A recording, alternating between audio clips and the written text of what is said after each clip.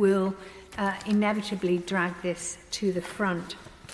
Now, in November 2011, the then Home Secretary Theresa May made the Policing Protocol Order, which stated, "The establishment of PCCs has allowed for the Home Office to withdraw from day-to-day policing matters, giving the police greater freedom to fight crime as they see fit, and allowing local communities to hold the police to account."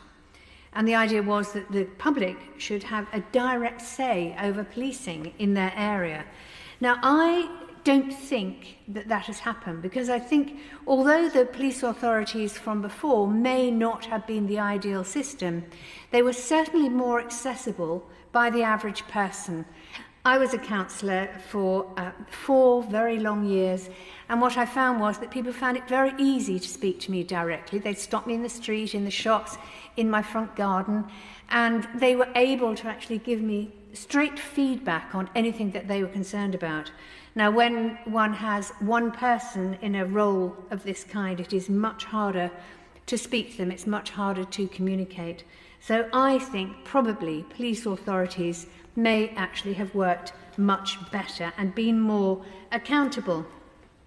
I was on a police authority here in London for 12 years, from its start to its finish.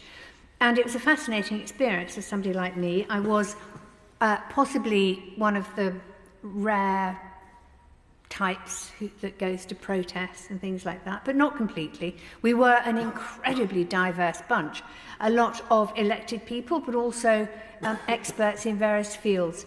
And it worked extremely well. We respected the successive police commissioners who came in front of us, but we also challenged them and we made them answer to us for their decisions. It worked, I think, extremely well.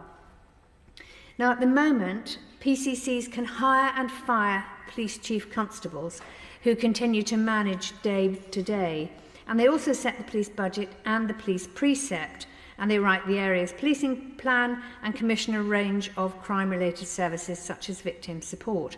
Now, this is a very, very big job, and PCCs that I've spoken to all need quite a lot of office help to actually make these things happen.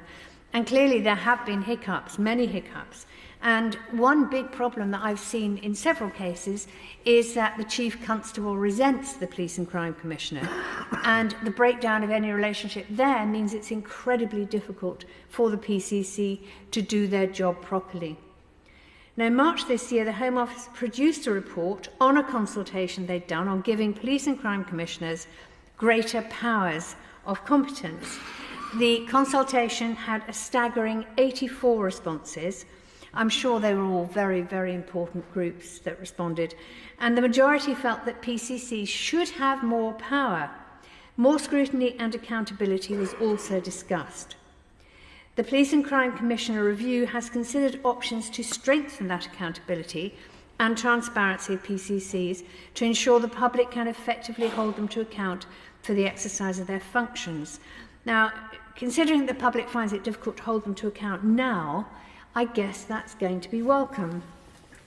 Luckily, at the end of the report, it says, "We require primary legislation to provide PCCs with these wider powers. We will seek to implement the measures through the next appropriate legislative vehicle." So we lucky peers will get the chance to debate this and suggest improvements. And I rather think, given the nature of the debate today,